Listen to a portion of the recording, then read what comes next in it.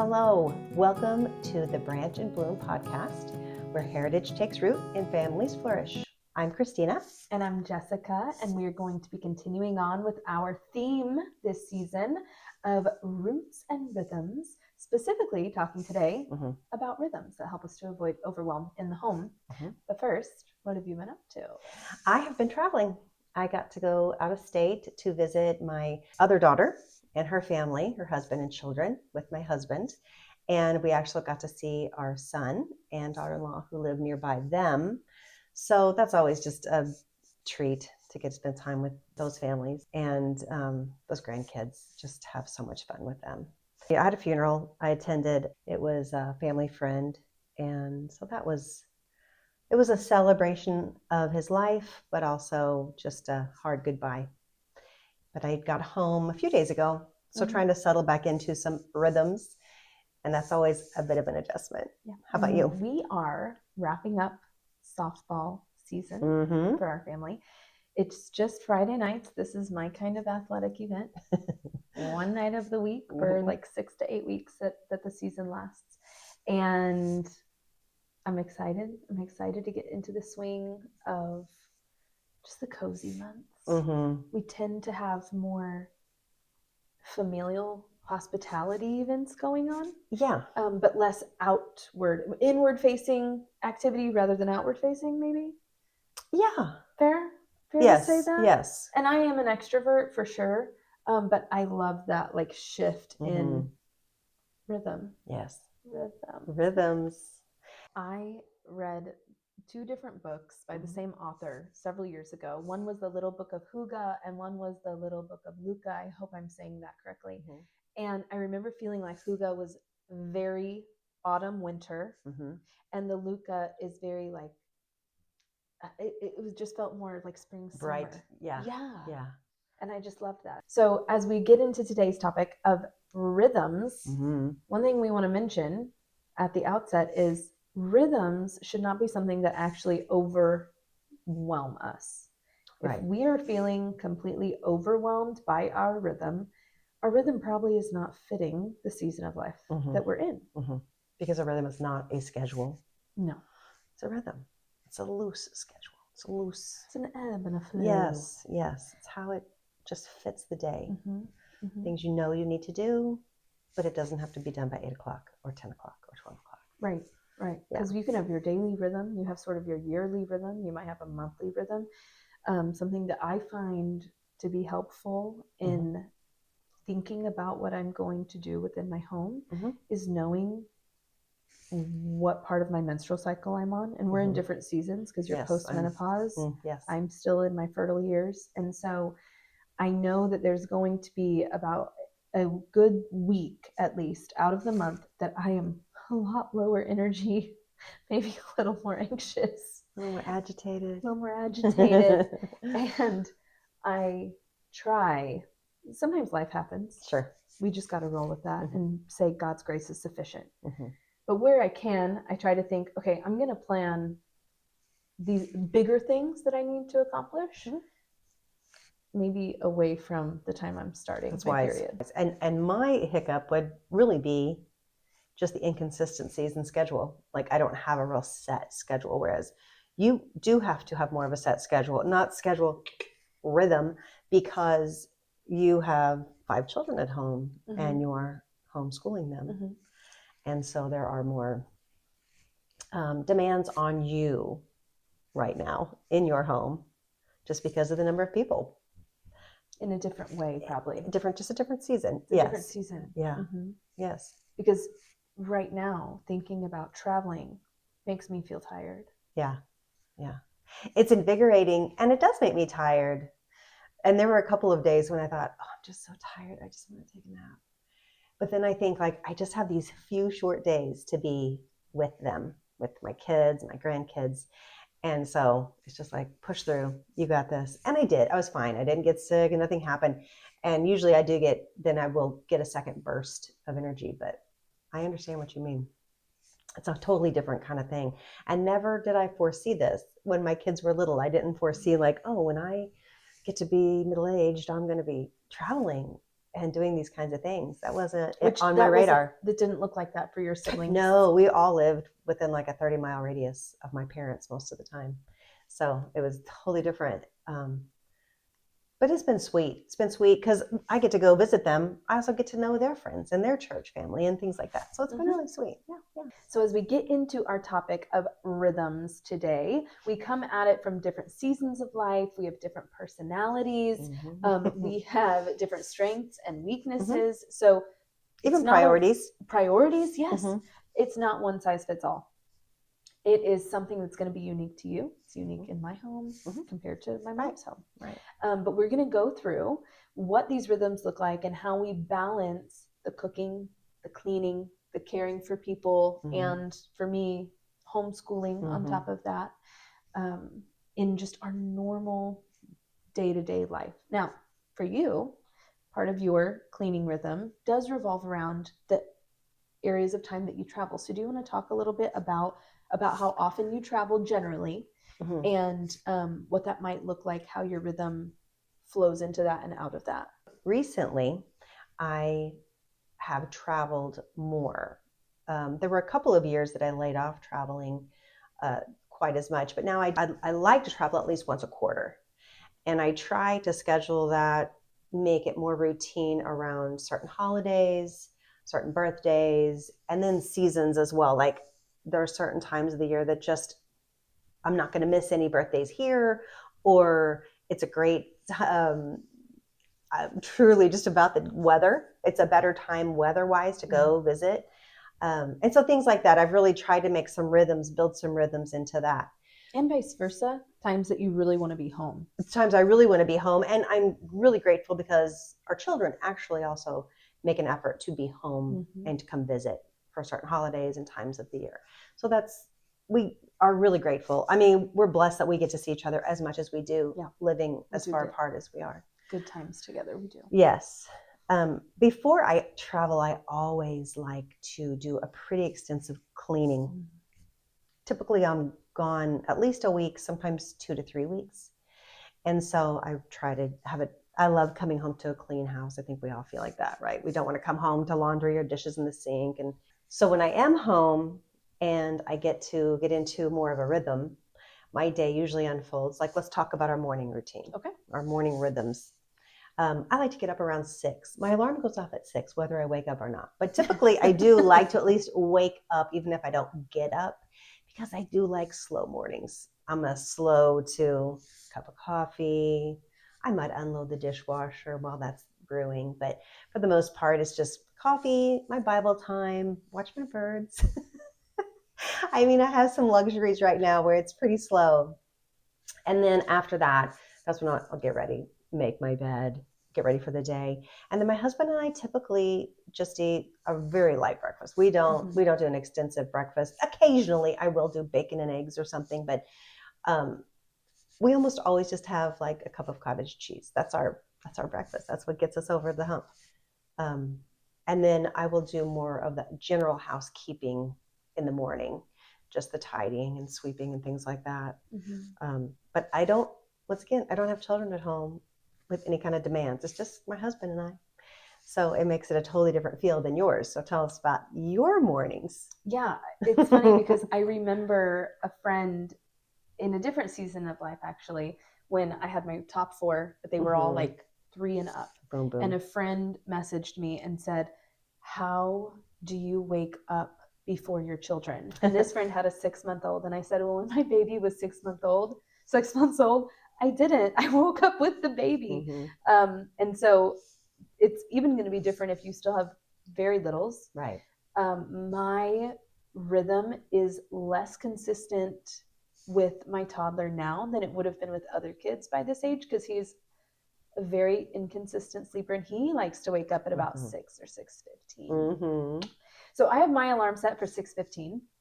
If he's still asleep, then I tiptoe out of bed and I get a big sibling to come lay beside him, because also my husband gets up and gets ready for work then too. That happens probably a quarter or a third of the time. The other times he wakes up as well.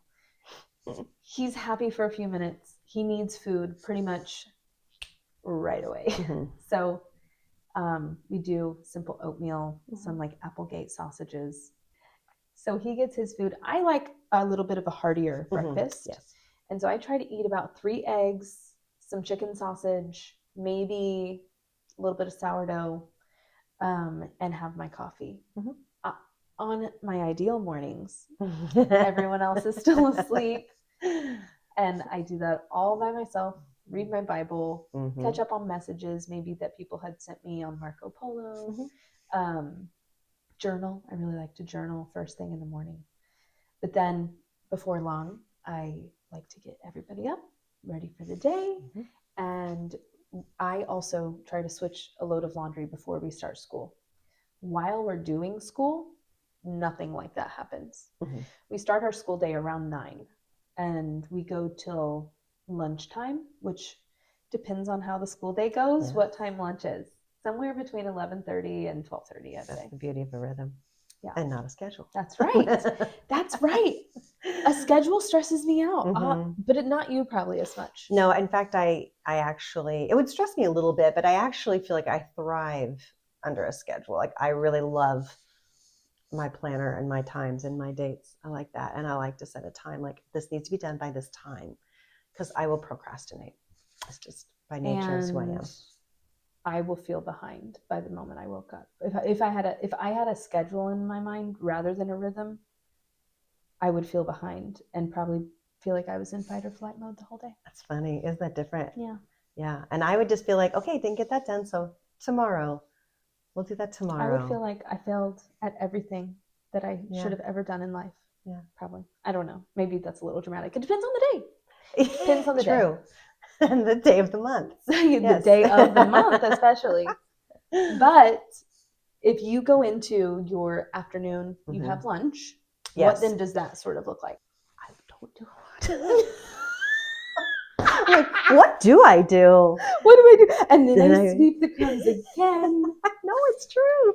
It's like, what do I do? Afternoon delight. So after lunch, then I might decide to organize a specific room or deep clean a specific part of the house. And I love, after lunch, I typically go outside. I've been trying to do more walks, more walking, and blood sugar. Yeah, my blood sugar is not great. And so I've been trying to be a little more, I can't say proactive because I'm being a little reactive, but I'm trying to manage things a little more wisely. You're not a diabetic, so it's still proactive. That's right. It is proactive in that sense. I love, this is going to sound funny, but I love to take my leaf blower and love to blow off on my porches. We have a lot of porch area. And this would be a great time to mention another big personality difference. Yeah. Because what would you say the difference in your mind? What's the big difference? I like things very tidy. Yeah. If there's a lot of clutter, there's a lot of stuff going on, I just like it to be tidy, and it bothers me if I don't take care of it. If I can't always. There's not always room in the schedule. We also have a dog. I do try to go out and spend time with the dog and things like that in the afternoon, but typically it is more of just trying to keep up with the house because we have been a lot more intentional with maintenance. We've always been good at home maintenance. We've always taken care of our homes. It took on a different, after mold illness, it took on a different flavor. Exactly. So I feel a little more pressure to really be on top of the house, even more than I felt before. And that was nobody else putting that pressure on me. That was my own pressure, my own, like what I feel comfortable, the status I feel comfortable at with my house. I would say I am not a slob, nor like a pack rat. But if you give me a creative pursuit or a task, I would pick the creative pursuit 9.9 times out of 10. For instance, if she decided, I want to prepare this really extravagant meal, and it was just going to be a bunch of work and different foods and just cutting boards and knives and dishes, I'd be like, all right, I'll be the dishwasher. I'll keep the kitchen going. I'll keep it going. I'm going to take that. I'm going to clean it. I'm going to have it. That's more my forte. And I would say I would literally make an extravagant meal every single day if someone was washing the dishes for me. Yeah, I am not like. That's not to say, as you said, I've had to be way more on top of it. Mm-hmm. Like, yeah, in our new homes, my laundry, I still have like a pile that needs to get washed because we're going washing a bunch of sheets. But my laundry room has not overflowed. I have not developed a mountain of laundry, which was a constant thing. It was just like, it was a constant thing when you guys were kids. I mean, yeah. But I think I've just been more diligent to make it part of my rhythm rather than sort of, oops, I forgot about it. And then we've also learned ways to make it more efficient. Like it's just like, oh yeah, this isn't that bad. Yeah. My lunch time is also pretty simple. The kids kind of do free for all.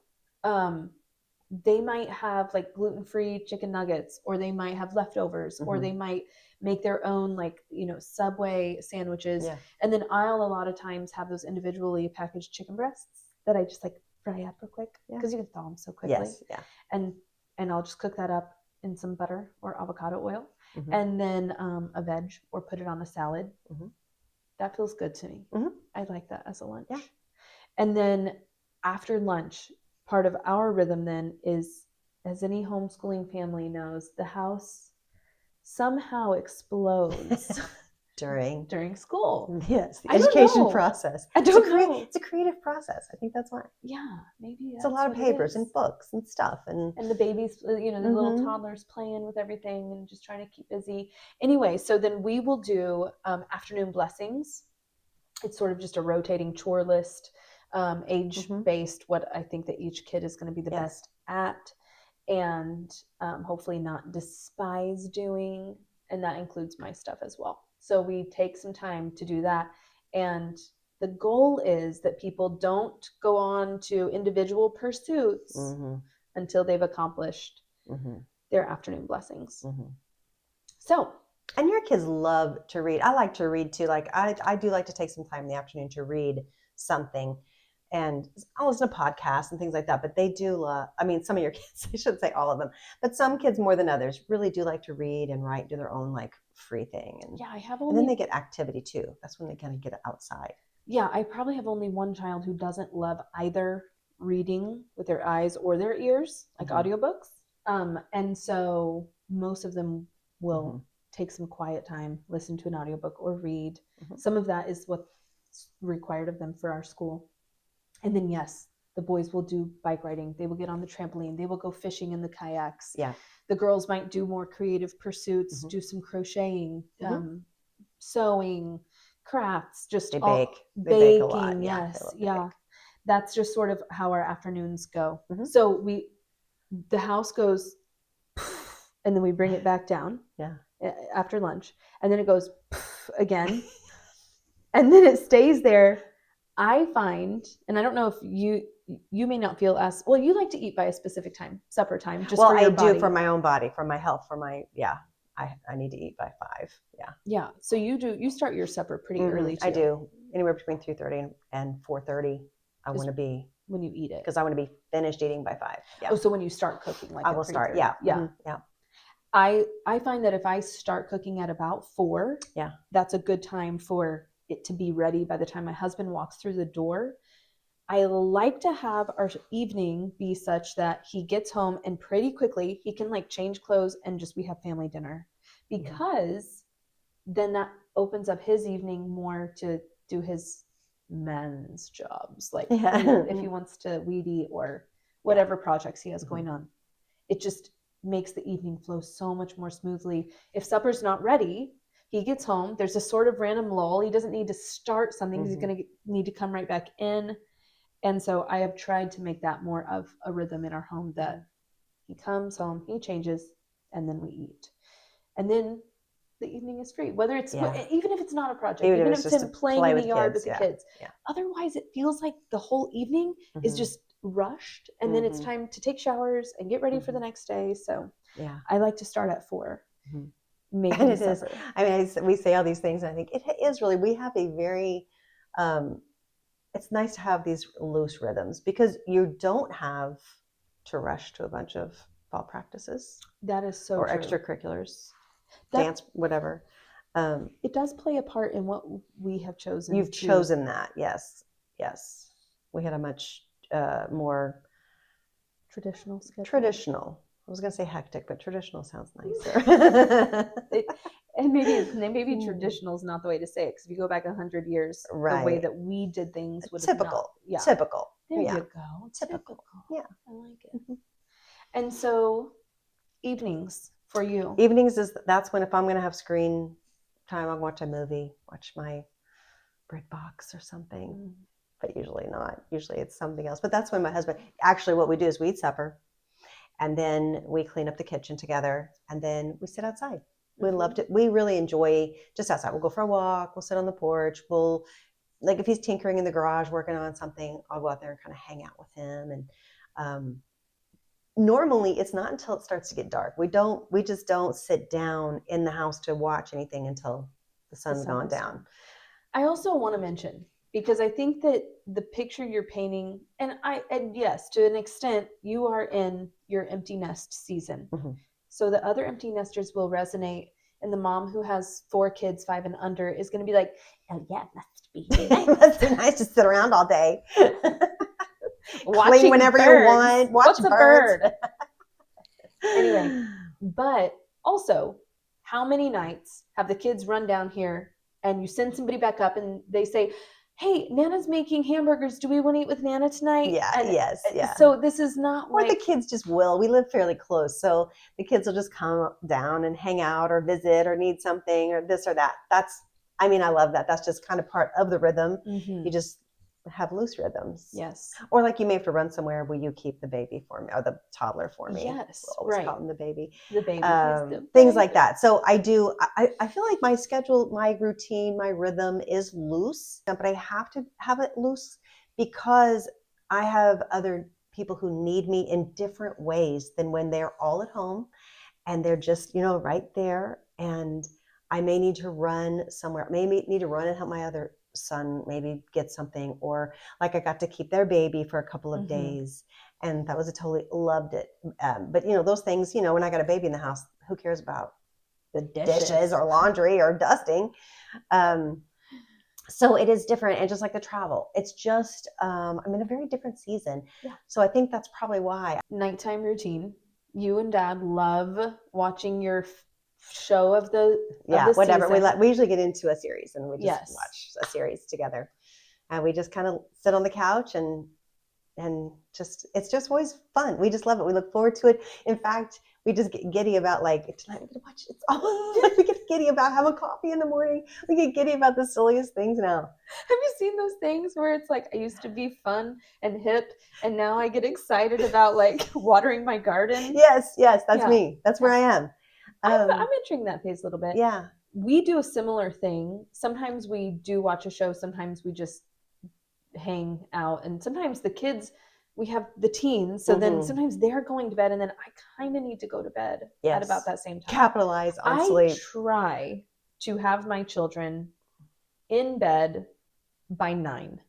Even the older ones. Even their bedroom. They don't need to go to sleep at that point in time. That's a nice boundary for my husband and me, because that's like our time together. I try to be in bed at 10. That's easy in the winter, but it's not easy in the summer. Yes, and summer feels like a totally different rhythm in my mind than the rest of the year. It's a free-for-all. It's like a circus. But I like to protect that time for the most part. But sometimes they do stay up and they want to talk. They're really talking about important things, or you're getting a little piece of their heart. And it's I'm not going to be like, go to bed. And that will become even more prominent as they get older. Your teenagers, as they get older, they'll come alive more and more at night. Yes. And you'll just embrace that, whatever that looks like. That's a short season, relatively speaking. But in general, one of our favorite things to do is to pull up a reflexology chart and do foot rubs and be like, ooh, that hurts. What's that? Oh, how's your gallbladder? That's your gallbladder. So if you look up reflexology, your husband could be a reflexologist at this point. I know. It has actually been it's a sweet way to love on each other. And in this season kind of brain dump, just yes, something light. yes. And yes, yeah. And then in this season of life, that's probably where we would try to have more intimate marriage times as well. After the kids have gone to bed, but before, I'm totally exhausted. Like, because right, we still have the chronic illness piece, which we've mentioned before, and so by 10 o'clock, the tank is pretty empty. Yeah, Mama's tired. And to be honest, I mean, if you're getting up, if your toddler's waking up 6:30, that's you need to get to bed at 10 o'clock. You know, you need, if you're going to get good sleep, and that's assuming there's no interruptions in your sleep. I think that's a good time. Yeah. But we are not night owls. There are people who are the flip side. Like, I'd rather wake up at 8 o'clock and stay up till midnight. My sister is like that. Yes. And so her day schedule not as much as she used to be, but still, she definitely would leans that way. Naturally tend towards. Yeah. I have other family members who are like that as well, and so they're very productive people. They just do it just at a different time of day, different rhythm. When I get into a time of life where what we just discussed feels like very overwhelming, once again, different seasons. Yes, I do ask for help. Whether I say, dearest husband, like especially in newborn days, if I'm really just not sleeping, or if I'm in a major flare, chronic illness flare, I will say, is there any way that you could please switch the laundry when you get home and take your clothes off? And he is very willing and kind to do that. And take your clothes off. I think they know what you mean.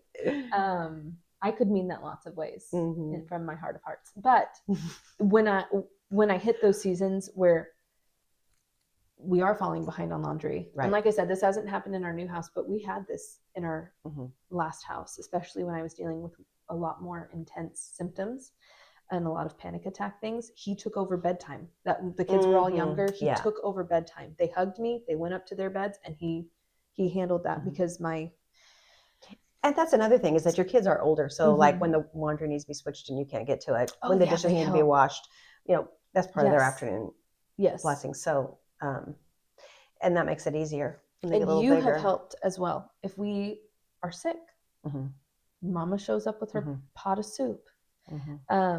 And that, because life doesn't say, oh, you've set this rhythm, great, now it's going to go just as you want for the rest. And none of your chronically ill children will have flares either.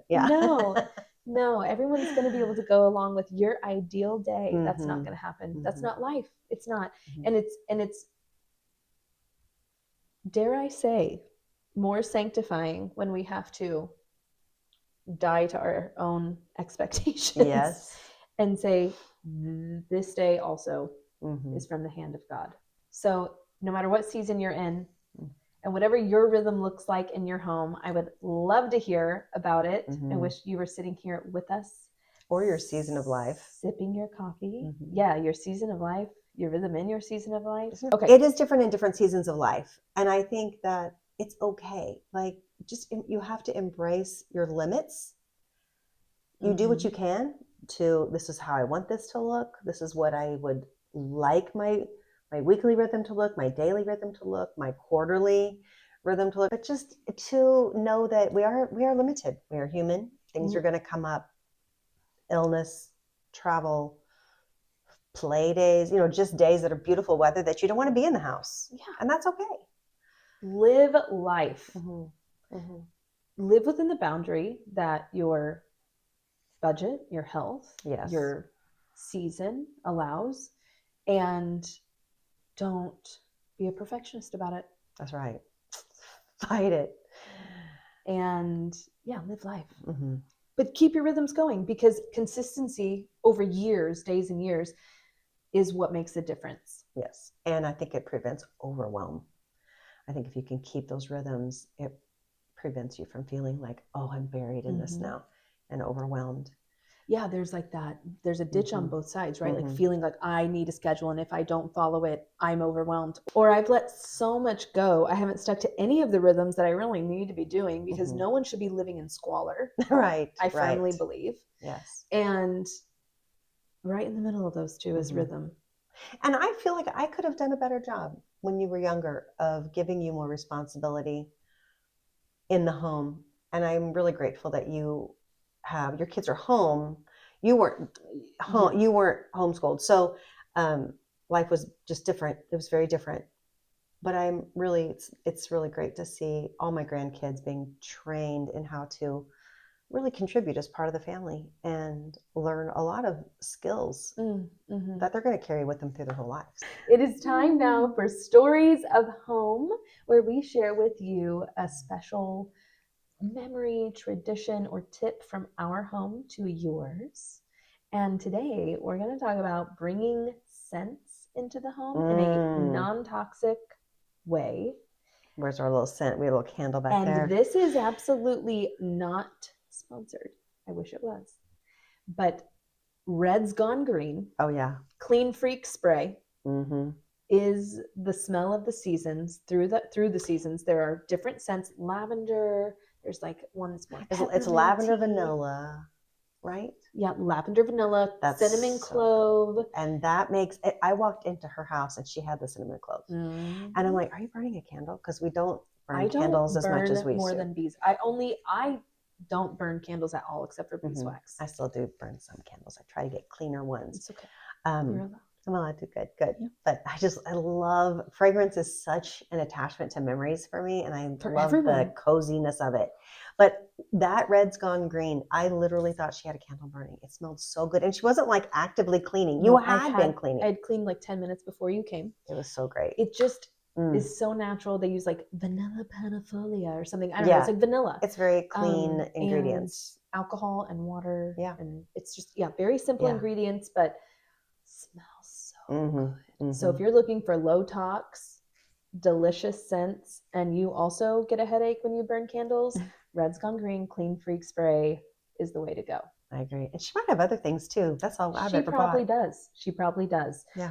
Check her out on her Black Friday sale. The Black Friday sale is the time to get stock up. We can link to that actually. Yes. So that people can find it. It's a great idea. Okay. In closing. You ever see it? Like you're such a professional speaker. In closing. We're laughing because she really was I gave speeches. She was so good at giving speeches. But she won a lot of competitions. The rule is you never say in closing. You're not supposed to say. But I know in your mind this is how you see. You can visualize the structure. My outline. Yeah. We don't have it written down even, and you're still like we're off the cuff here. Okay. I want to remind us that when we go to the scriptures and we look about and we see productivity in Proverbs 31, the Proverbs 31 woman, this is the snapshot of a lifetime. Right. This is not a snapshot of a woman when she had 6 kids, 8 and under. This is not the snapshot of a day or a month or a year. It's her whole life. Right. So right now, hustle culture, I feel like there is this like pushback against it. But in ways, I think it's just a different flavor. Like, yes, I'm against hustle culture, but I am going to spend 45 hours a day selling shampoo online or whatever it is. Yes. And you know what? We got to do what we got to do to make it. That's right. Yes. I'm just saying, remember, if you're just feeling like, oh, I'm just not doing enough, like in your season, it might sound very loose, lax, maybe to someone who's working a full-time job or also dropping the kids off at daycare and also trying to make supper at night and all of the things. But I think that if we can just remember that we have a whole lifetime. That's right. In order to, it didn't always look like this. No, in order to implement different types of productivity. You're in a season now where you can do a little bit more out of the house things. Yes, and I do. And I do feel like I can do more in the house things. And in the house as far as maintenance goes.